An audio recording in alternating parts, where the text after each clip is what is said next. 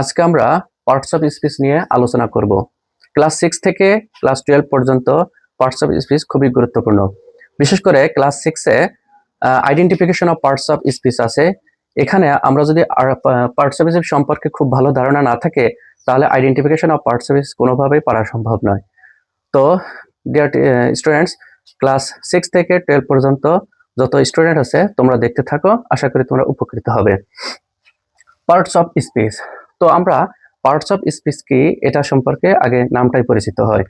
Parts মানে অংশ এবং স্পিচ মানে কথা বা বক্তৃতা, অর্থাৎ কোনো কথার অংশকেই পার্টস অফ স্পিচ বলে। তো আমরা একটু দেখি পার্টস অফ স্পিচের সংজ্ঞাটা কি। বাক্যে ব্যবহৃত প্রত্যেকটি অর্থবোধক শব্দ বা ওয়ার্ডকে পার্টস অফ স্পিচ বলে। নিচের সেন্টেন্সটির মাধ্যমে আমরা বিভিন্ন প্রকার পার্টস অফ স্পিচ সম্পর্কে অবগত হব।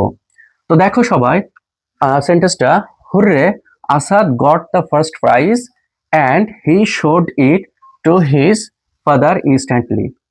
হুররে অর্থাৎ কোনো আবেগসূচক শব্দ হলে আমরা হুররে শব্দ ব্যবহার করব, আনন্দসূচক শব্দ। Asad got the first prize, Asad প্রথম পুরস্কার পেয়েছিল, অ্যান্ড এবং হি শোড ইট, সে এটি দেখিয়েছিল, টু হিজ ফাদার, তার বাবাকে, ইনস্ট্যান্টলি, তাৎক্ষণিকভাবে। তো আমরা একটা সেন্টেন্সের মাধ্যমে 8 প্রকার পার্টস অফ স্পিচ সম্পর্কে জেনে নেব। প্রথমে দেখো, হুররে। হুররে শব্দটা হলো একটি আবেগসূচক শব্দ। হুররে, এলাস, ব্রাভো, এই শব্দগুলো দ্বারা আবেগ, কোনো কথার আবেগ বোঝায়, তাই এগুলোকে ইন্টারজেকশন বলে। তাহলে আমরা প্রথমে হুররে শব্দটা বুঝে, এটা হলো ইন্টারজেকশন।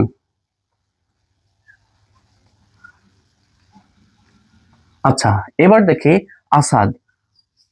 আসাদ, আসাদকে একজনের নাম, কোনো ব্যক্তির নাম আসাদ, তাহলে ব্যক্তি দ্বারা, আসাদ দ্বারা ব্যক্তিকে বোঝায়, তাহলে আমরা আসাদ নামে জানি এটা একটা নাউন, কোনো কিছুর নামকে নাউন বলে, তাহলে আসাদ হলো নাউন। আচ্ছা, এবার দেখি গট। এই গট মানে পেয়েছিল, কোনো কিছু পাওয়া, করা, খাওয়া, যাওয়া ইত্যাদিকে ভার্ব বলে, তাহলে আমরা এই গট লিখতে পারি, এটা একটা ভার্ব। আচ্ছা, এবার দেখো ফার্স্ট প্রাইজ, এইটা ফার্স্ট। ফার্স্ট মানে কি? প্রথম, অর্থাৎ কোনো ক্রমবাচক যদি সংখ্যা বোঝায় তা সেটাকে অ্যাডজেক্টিভ বলে, তাহলে আমরা ফার্স্ট লিখতে পারি অ্যাডজেক্টিভ।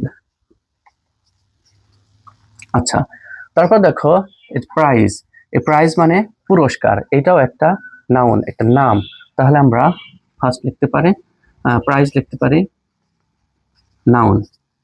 আচ্ছা দেখো, এই যে অ্যান্ড, এই অ্যান্ড হলো, অ্যান্ড মানে এবং, অ্যান্ড একটি কনজাংশন। এখন কনজাংশন কাকে বলে?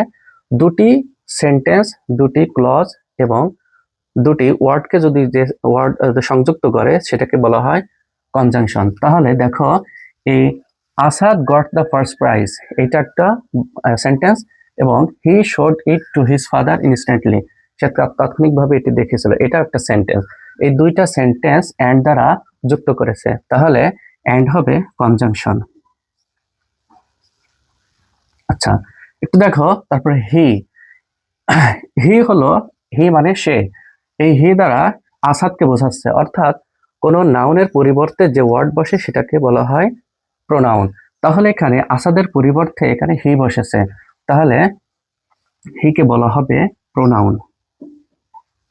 আচ্ছা, এবার দেখো শোড। এই শোড মানে দেখিয়েছিল, তাহলে কোনো কিছু দেখা, করা, খাওয়া, যাওয়া ইত্যাদিকে ভার্ব বলে, তাহলে শোডকে আমরা ভার্ব বলতে পারি।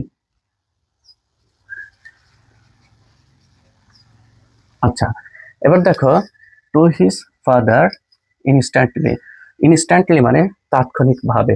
আচ্ছা, এইখানে একটু দেখো, এই টু হবে হলো প্রিপোজিশন, অর্থাৎ কোনো নাউন বা প্রোনাউনের পূর্বে যে ওয়ার্ড বসে তাকে বলা হয় প্রিপোজিশন।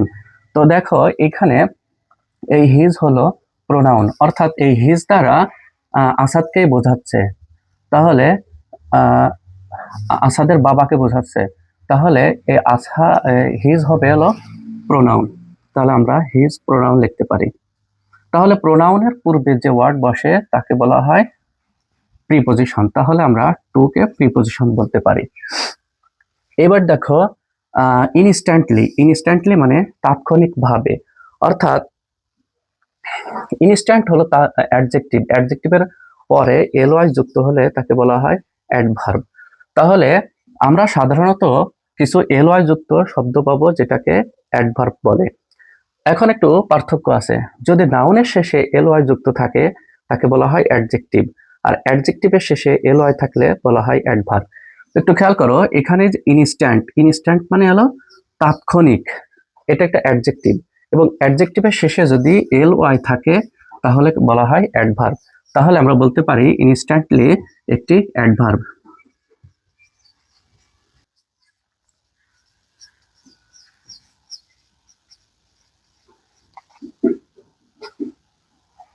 পার্টস অফ স্পিচ 8 প্রকার, অর্থাৎ noun, pronoun, adjective, verb, adverb, preposition, conjunction and interjection.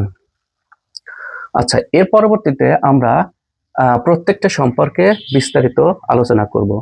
তো প্রথমে আমরা নাউন সম্পর্কে আলোচনা করব।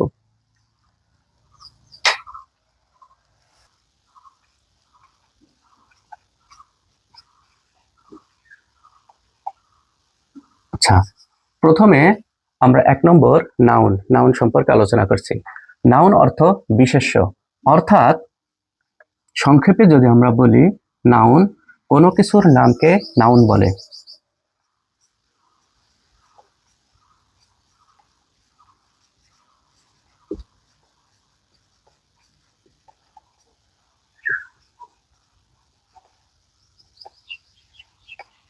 এটা যদি আমরা বিস্তারিত বলতে চাই তাহলে সংজ্ঞাটা এমন হবে, কোনো ব্যক্তি, বস্তু, স্থান, পদার্থ এবং গুণের নাম প্রকাশ করে যা দেখা যায়, ধরা যায়, ছোঁয়া যায় এবং অনুভব করা যায়, তাকে নাউন বলে।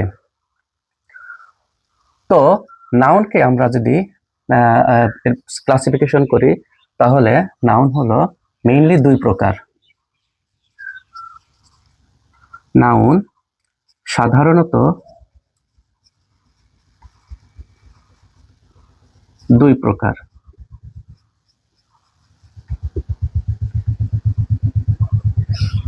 যথা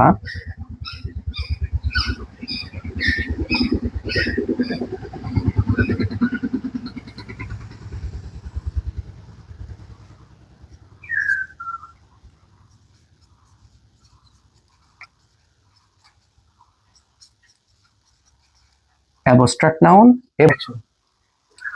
এবং অপরটি হলো কনক্রিট নাউন।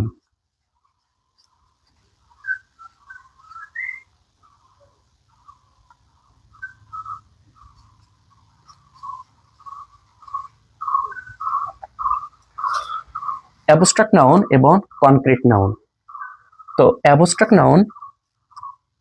নাউনের কোনো প্রকার ভেদ নেই, কিন্তু কনক্রিট নাউনকে 4 ভাগে ভাগ করা যায়। কনক্রিট নাউনকে 4 ভাগে ভাগ করা যায়।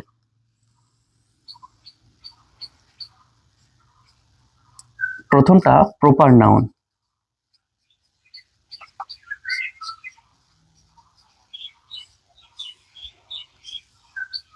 দুই নম্বর common noun,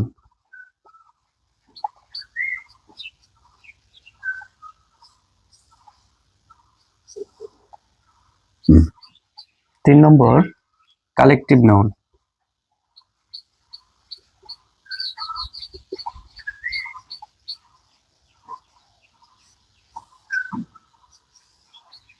and finally 4 number material noun.